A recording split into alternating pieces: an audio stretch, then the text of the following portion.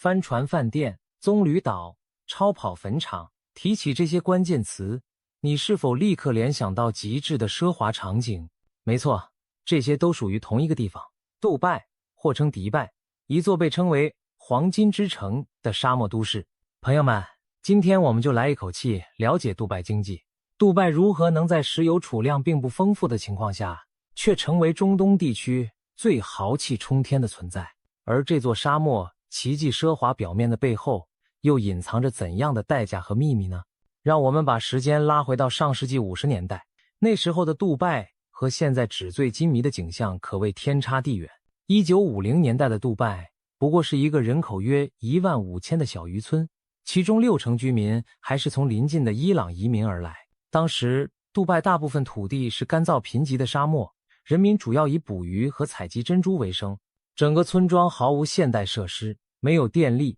一入夜便陷入黑暗。村里仅有寥寥几台冰箱，大多数人还在用传统的蒸发冷却法给水降温，更不用说抽水马桶。对当时的杜拜人来说，那仅是存在于传说中的西方奢侈品。老一辈甚至会警告年轻人，在户外的简易粪坑如厕时要小心，因为那坑洞随时可能坍塌。可以想见，那时的杜拜落后、困窘到何种程度。自然条件如此严苛，经济基础几乎为零。如果你是当年的杜拜酋长，面对一片沙漠和一贫如洗的民生，你会怎么做呢？这正是杜拜奇迹故事的开端。逆境中诞生雄心。彼时的酋长拉希德·阿勒马克图姆决心要破除困境。他敏锐地看到杜拜并非一无所有，至少他拥有3大优势：绝佳的地理位置，临近波斯湾航路要冲，基础的港口雏形，传统珍珠贸易带来的船只停泊地，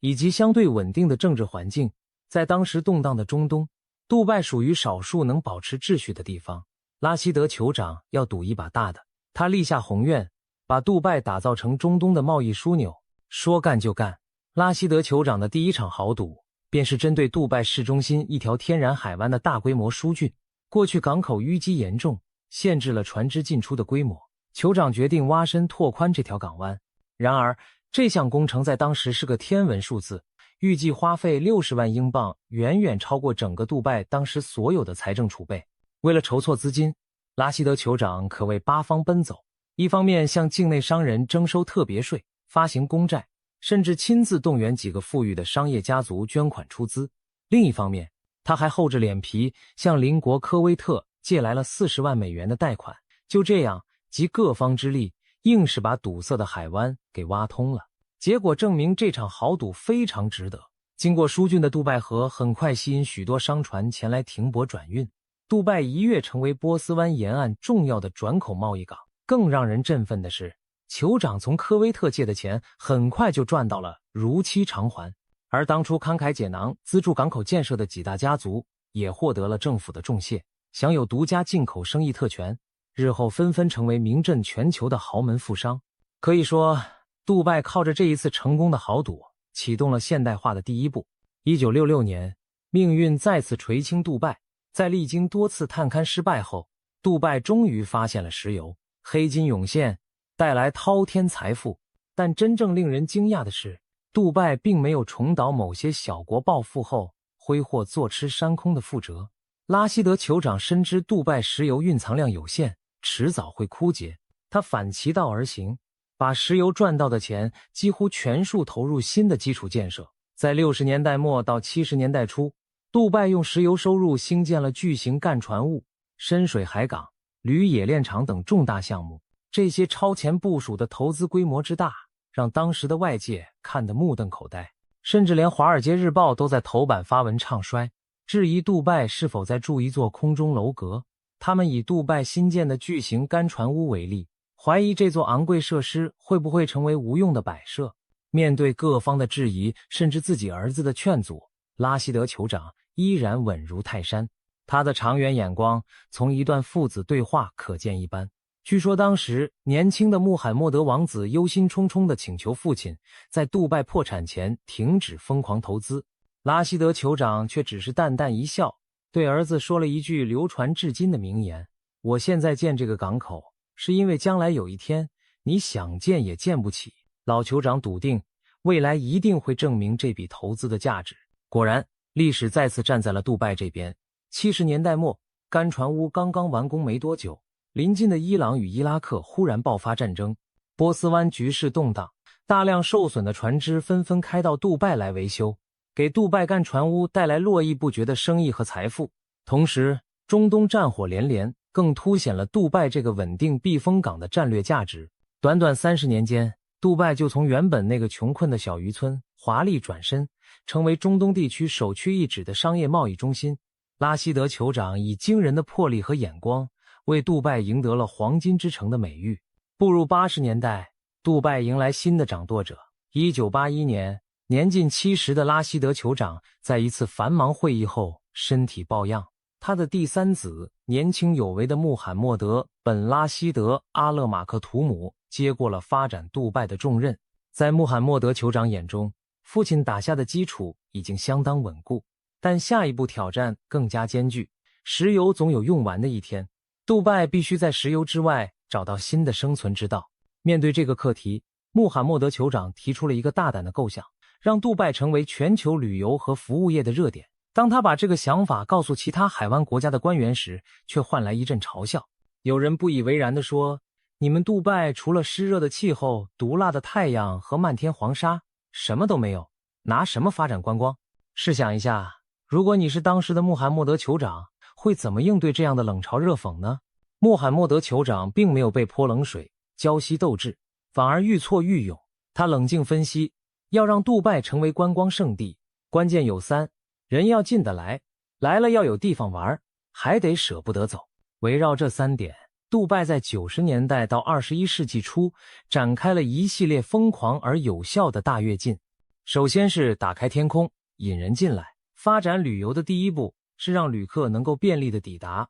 为了吸引全球访客，杜拜在航空领域祭出开放天空政策，允许任意国家的航空公司自由飞入杜拜，不设航班和航权限制。这种开明姿态使世界各大航空公司乐于将杜拜作为欧亚非航线的中转枢纽。紧接着，在1985年，杜拜索性自办了一家国家航空公司阿联酋航空。当时因与区域性的海湾航空公司出现矛盾，杜拜干脆决定另起炉灶。阿联酋航空成立之初就大手笔投入巨资，高薪延揽专业管理团队，引进世界上最先进的客机。在短短20年内，这家公司业绩扶摇直上，发展成为全球航空业的翘楚之一。到2007年前后，阿联酋航空已经跻身全球前5大航空公司，航线遍布6大洲。更重要的是，它为杜拜带来源源不绝的客流和商机。有统计指出，阿联酋航空对杜拜经济的间接贡献一年高达约130亿美元。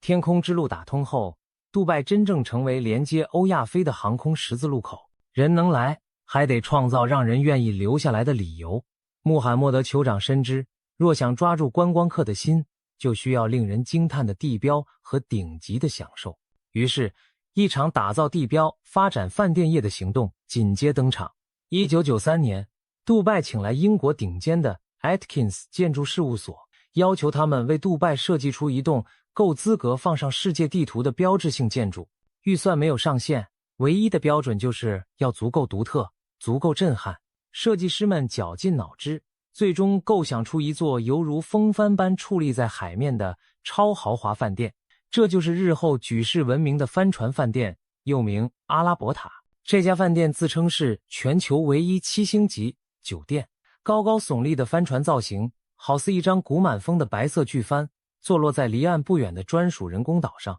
气势无与伦比。帆船饭店的建造本身就是杜拜疯狂年代的一个缩影，耗资数亿美元，内部极尽奢华，从大理石、黄金装潢到海底餐厅、顶楼停机坪一应俱全。为了宣传，杜拜人更是使出绝妙的营销创意。他们请来高尔夫传奇球星泰格伍兹，站上饭店顶端的停机坪，朝着波斯湾海面开球。又邀请网球名将罗杰·费德勒和安德烈·阿加西在改装后的停机坪上空中对决。这些轰动全球的画面，让帆船饭店本身就成了一个旅游目的地和传奇话题。杜拜一时间成为奢华享受的代名词。全球的富豪名流纷纷飞来这座沙漠中的摩登乐园，只为在7星级饭店里挥金如土，大肆庆宴。帆船饭店的成功具有多重意义，它不仅证明了杜拜打造梦幻地标的能力，也带动了整个饭店旅游行业的蓬勃发展。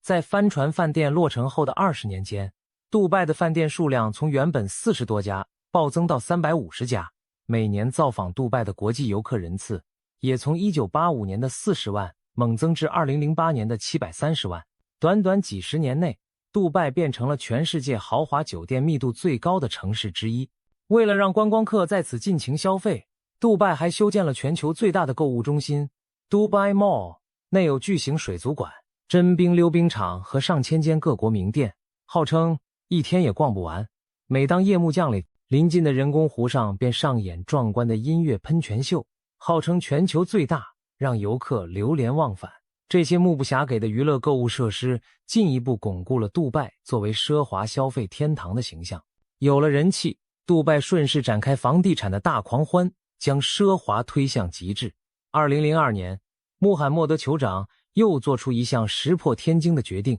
允许外国人在杜拜购买房产。要知道，在此之前，整个海湾阿拉伯地区都禁止外国人拥有不动产。杜拜此举一出，立刻引爆全球投资者的热情，各路热钱如洪水般涌入，造就了杜拜前所未见的建设狂潮。高楼大厦如雨后春笋般从沙漠中冒起，巨型塔吊密密麻麻布满天际线。据说当年全球大约1/5的塔式起重机都云集在杜拜，没有人在嘲笑杜拜缺乏看点，因为整座城市本身就在变成一座超级建筑工地。从模仿世界地图形状打造的世界群岛，到能从太空中看见的棕榈叶状人工岛棕榈岛，一个个听上去近乎疯狂的计划在杜拜都变成了现实。杜拜创造话题、创造奇迹的速度几乎和他新建的摩天大楼一样快。与此同时，杜拜政府也没有忘记培育多元化的产业基础。他们在90年代末开始陆续建立起一系列自由贸易区，作为吸引外资、发展新兴产业的平台。1999年，第一个自由区杜拜网路城成立，这是一个专为科技产业打造的园区。在这里，外国公司可以拥有100%外资所有权、50年免租金、免征所得税，并享受无上限的工作签证配额等优惠条件。杜拜政府深谙领头羊效应的重要性，甚至主动提供如此优渥的条件来吸引微软等科技巨头进驻。结果微软吃下了这颗定心丸，签约入驻网路城。随后甲骨文、惠普等国际大厂也接踵而至。网路城的成功大大鼓舞了杜拜。之后20年里，杜拜复制这种模式，陆续设立了20多个主题各异的自由贸易园区，包括媒体城、金融中心、医疗城等等。不否认，有些园区后来发展未达预期，但更多的自由区为杜拜经济引入了国际资金和人才，使杜拜真正成为一个多元化的经济体。21世纪头10年，杜拜几乎成了造梦工厂的代名词。这座城市在沙漠中崛起无数摩天大楼，拥有当时全球最大的购物中心、最高的酒店，甚至朝着建成世界第1高楼的目标迈进。然而，就在杜拜沉浸于高速发展和奢华光环之时，一场危机正在悄然酝酿。2008年，全球金融海啸爆发，资金潮水瞬间退去，狂飙突进多年的杜拜经济突然遭受重创。多年来累积的房地产泡沫就在此刻轰然破裂，杜拜神话似乎走到了尽头。2009年11月，杜拜政府旗下的巨型企业杜拜世界，负责开发帆船、饭店、棕榈岛和杜拜塔等地标项目的公司宣布无力偿还约590亿美元的巨额债务，将暂停偿债6个月。这一消息震惊了全球投资人，外界开始怀疑杜拜是否会因此陷入财政破产。眼看信心崩盘，同属阿拉伯联合大公国的邻邦阿布达比及时伸出援手。2009年12月，阿布达比政府紧急提供了100亿美元贷款，协助杜拜偿还部分到期债务，暂时稳住了局面。作为答谢，杜拜将正在兴建的全球最高楼杜拜塔正式更名为哈里发塔，以阿布达比酋长哈里发之名命名，象征对对方雪中送炭的感激。然而，金元虽解了燃眉之急，杜拜繁华表面的裂痕却已彻底曝光，过去那种靠高负债、高杠杆支撑发展的模式已经难以为继，投资人对杜拜失去信心，整体经济陷入低迷。金融危机时期的杜拜一度仿佛鬼城般萧条，各大企业大规模裁员，首先被解雇的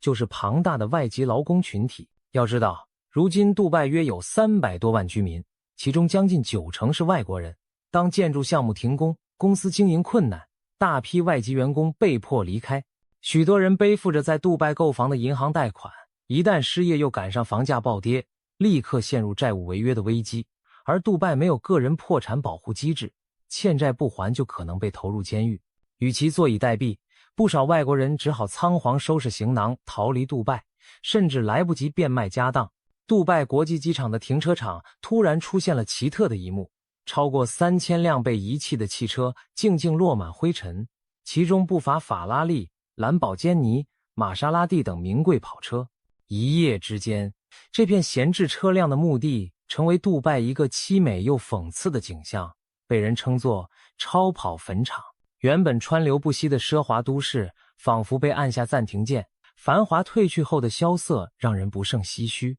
不仅如此，许多未完工的建筑项目被无限期搁置，高耸的塔吊停转，时间仿佛凝结。有的新建豪华酒店因资金链断裂无法正常维护，竟开始出现渗水、漏雨、瓷砖脱落等问题。例如那座耗资15亿美元，仅用1000天赶工落成的亚特兰蒂斯酒店，就在一场暴风雨后被发现天花板漏水，室内装潢出现裂缝。种种迹象显示，杜拜这座建立在信贷狂潮之上的沙漠奇迹正经受现实的无情考验。一时间，有人感叹杜拜过去的辉煌不过是沙漠中的海市蜃楼，在经济寒冬中渐渐消散。所幸的是，杜拜并没有从此一蹶不振，经过几年的阵痛调整，这座城市重新站了起来。将近10年后，杜拜终于走出了金融风暴的阴影。2016年，杜拜世界如期还清了最后一笔12亿美元的债券，标志着这场债务危机正式画上句点。随着全球经济回暖，杜拜受创的几大支柱行业也逐渐恢复元气。据《经济学人》2015年的报道，杜拜的航运、观光和房地产市场已回升到接近金融海啸前的水平，而政府整体的债务负担也比危机时明显下降，更趋稳健。杜拜从这次危机中汲取了教训，加速调整经济模式。早年开放的许多自由贸易区和多元化投资，在复苏过程中发挥了关键作用。杜拜开始将目光投向创新之城的未来定位，大力投入高科技和智慧城市建设。2019年，阿联酋在 IMD 世界竞争力排名中名列全球第5，仅次于美国等少数先进国家，远远超过有创业国度美誉的以色列。杜拜市政府也制定了人工智慧、无人驾驶、交通、3D 列印等前沿技术的发展战略，力求在下一波科技浪潮中保持领先。2021年，延期1年的世界博览会终于在杜拜盛大举行，这是中东地区史上首次举办世博会。为了这场举世瞩目的盛会，杜拜再次向世界展现了惊人的执行力与雄心。从兴建可同时容纳数十万人的庞大博览园区，到打造融合未来主题的各国展馆，再到完善城市基础设施、扩建机场、新增地铁线路，杜拜在短时间内将自己变成了一座全球焦点舞台。世博会的成功举办，宣告杜拜重新回到了世界舞台的中央。展期内超过2000万人次的参观者涌入，为杜拜带来了可观的收入和国际声誉，也证明了这座城市浴火重生的实力。如今的杜拜经济规模再创新高，再次成为全球投资者和游客瞩目的热土。杜拜的魅力不仅在于恢复了昔日荣光，还增添了新的内涵。这里依然没有个人所得税和资本利得税，财富在此可以舒心增值。政府推出了黄金签证等计划，鼓励外国富豪和专业人才长期定居。近年来，世界各地的富豪们，不论是遭遇制裁的寡头，还是科技领域的新贵，都对杜拜情有独钟，纷纷在此置产安家。杜拜正迅速成为全球超级富豪的藏身与集聚地。有分析指出，过去几年，中东地区净流入的高净值移民人数高居全球前列，而杜拜正是其中的主要原因。在地缘风险升高的背景下，杜拜以其稳定、安全和高品质的生活，成为许多人眼中的世外桃源。可以说，浴火重生之后的杜拜正努力打造一个更加科技驱动、生活便利的未来之城，同时继续以开放的政策和奢华的环境吸引世界的目光。然而，在纸醉金迷的繁荣表象背后，杜拜也隐藏着不为人知的另一面。如果说杜拜是富人的天堂，那对许多人而言，这里也是现实的地狱。杜拜本国公民只占总人口约1/10，其余将近90%人口都是外来移民和外籍劳工。他们中的多数并非西方移居的富豪或专业人士，而是来自南亚、东南亚等地的普通劳工。他们怀抱梦想远赴杜拜，希望赚取比家乡更高的薪资，改善一家人的生活。然而现实往往极其残酷，许多建造摩天大楼的工人，服务豪华饭店和购物中心的员工，在杜拜过的日子远称不上体面。据媒体和人权组织的报道，不少外籍劳工在杜拜的工作环境和待遇极为苛刻，他们常常每日劳动10几个小时，在酷热的户外工地挥汗如雨，而月薪可能仅有数百美元甚至更低。为了节省成本，很多劳工被安排住在城市远郊的劳工营地里，那是一片片铁皮搭建的简陋宿舍，几十人挤在一间房，共用有限的卫浴设施，卫生和安全状况堪忧。更糟糕的是，劳工往往被剥夺了基本的人身自由，他们的护照入境时就被雇主收走，行动受限，既无法随意更换工作，甚至连离开国境都难。杜拜禁止工人组建工会，发起罢工，一旦有人抗议或试图维权，就可能被逮捕乃至驱逐出境。这些在闪耀高楼下默默付出的建设者，几乎看不到融入杜拜社会的机会，更无法获得当地国籍。他们被当作一次性的劳动力，耗尽青春和汗水，再被送回原籍国。更残酷的是，每年杜拜酷热的夏季，都有劳工因长时间高温作业而中暑丧命。那些默默牺牲在工地和劳工营的人，不会出现在奢华城市的宣传画面中，只是在异乡无声无息地结束了生命。与此形成鲜明对比的是杜拜本地公民近乎天堂般的福利待遇。阿联酋国民从出生起就享有政府提供的各种照顾、教育和医疗，基本免费。结婚时，政府赠送金钱补贴，甚至房屋用地，公共部门高薪安置，不少人一辈子不需为生计发愁。据说，杜拜本地每位公民平均每年可从政府得到约55000美元的各类津贴和福利。结果就是，杜拜社会出现了极端悬殊的28现象，20%的本地人过着富足安逸的生活，而另外80%的外来者在底层苦苦支撑。在这座城市，同时存在着奢华的繁荣和隐蔽的贫困，天堂与地狱仅一街之隔。除了社会不平等，杜拜的发展模式也付出了环境代价。这座奢华之城建立在沙漠之中，为了让城市运转和人们享受舒适生活，所耗费的资源量令人啧舌。2008年的世界自然基金会地球生命力报告指出，阿联酋的人均生态足迹高居全球第一。以用水为例，杜拜居民人均每日用水量高达550公升，也是世界之最。大量淡水只能依靠高度耗能的海水淡化厂供应，而杜拜全年炙热干燥，为了让城市绿意盎然，让高尔夫球场和人工湖泊存在，灌溉和养护所需的水更是天文数字，电力消耗同样惊人。无数摩天大楼、商场、饭店24小时开着强劲空调，室外还建了一座可以全年滑雪的巨型室内滑雪场。这一切都在吞噬着由天然气和石油发电而来的能源。研究估算，如果全世界的人都像杜拜这样挥霍资源，那就算有4个半地球也不够人类折腾。长远来看，全球气候变迁对杜拜而言也是潜伏的威胁。中东地区未来极端高温天气恐怕更加频繁，届时在摄氏50度的酷热下，维持城市运转将变得更加困难。另一方面，海平面上升亦可能危及杜拜那些低海拔的人工岛屿。换言之，杜拜今日豪奢的生活方式不仅对地球生态造成巨大压力，对城市自身的永续发展也是一个问号。还有一些奢华背后的灰色地带，并不为外人所熟知。由于赋税极低，金融体系相对保密，杜拜成为不少境外资金的避风港。一些报道指出，世界各地的权贵富豪，包括涉嫌腐败的官员、逃避制裁的商人等，都乐于把资产转移到杜拜，以享受这里的匿名和安全。过去杜拜的房地产市场一度充斥洗钱和投机资金，尽管近年政府在国际压力下开始加强金融监管，但金钱游乐园的标签短时间内恐怕难以撕掉。此外，杜拜在社会表面看似相当开放，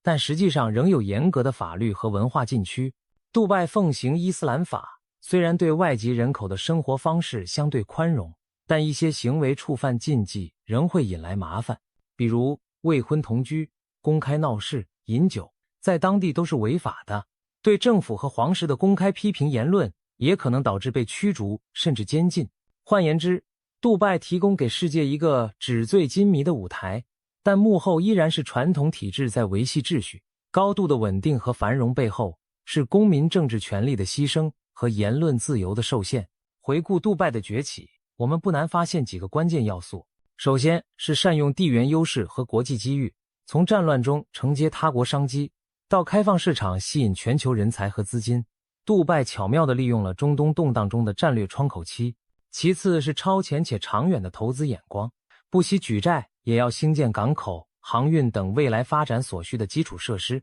宁可自己吃苦，也要为子孙奠定根基。最后是高效务实的政府治理，将国家当公司来经营，重大决策由领导高效集中拍板，执行迅速而彻底。正是这三大要素的结合，让杜拜得以在区域竞争中脱颖而出。从漆黑落后的渔村到灿烂奢华的都会，只用了短短数十年。从仰赖捕鱼为生到成为全球财富新热土，杜拜经历的转变堪称人类历史上的经济奇迹。但这个奇迹背后是大手笔的赌注、无数劳动者的汗水，以及对环境和社会问题的一种透支。杜拜的故事让人不禁思考，它究竟是人间天堂，还是一场精心编织的海市蜃楼？对富人而言，杜拜提供了无与伦比的奢华生活，阳光、沙滩、购物天堂、零税收、高端派对，仿佛梦境般的美好一应俱全。这里的警察开着超级跑车巡逻，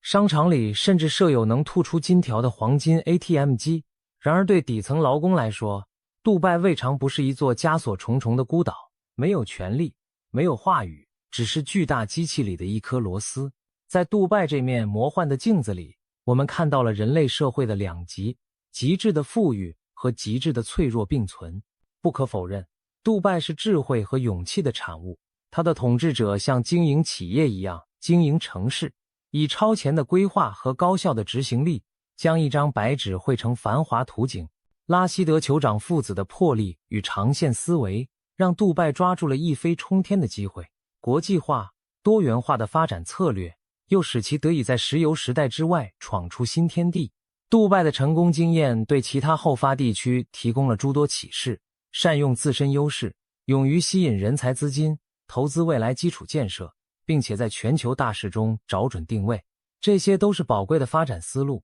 然而，杜拜模式能否长久保持？当石油经济最终落幕，当全世界对环境永续和社会公平的要求日益提高，杜拜势必要面对新的考验。高楼可以在几年内拔地而起，但社会问题和环境问题的解决却没有捷径。未来的杜拜必须找到更加平衡和可持续的发展之道，才能确保这颗中东明珠不会因内部矛盾或外部变局而黯然失色。杜拜经济与奢华的故事是一曲令人着迷的传奇，也是一本发人深省的现代启示录。它向我们展示了人类在极端条件下创造繁荣的无限可能，也为贪婪和不均所带来的风险敲响了警钟。也许杜拜既是奇迹本身，也是一面镜子，照出了我们对富裕的向往，以及在追逐奇迹的过程中可能忽视的代价。那么，杜拜究竟是天堂还是幻梦？是笑话还是奇迹？答案并非非黑即白。正如沙漠中虚幻的海市蜃楼一般，杜拜有真真切切的富饶繁华，也投射出矛盾重重的阴影。无论如何，杜拜已将自己的名字深深刻在了21世纪的版图上，未来它会继续闪耀下去，还是终将随风而逝？我们唯有拭目以待。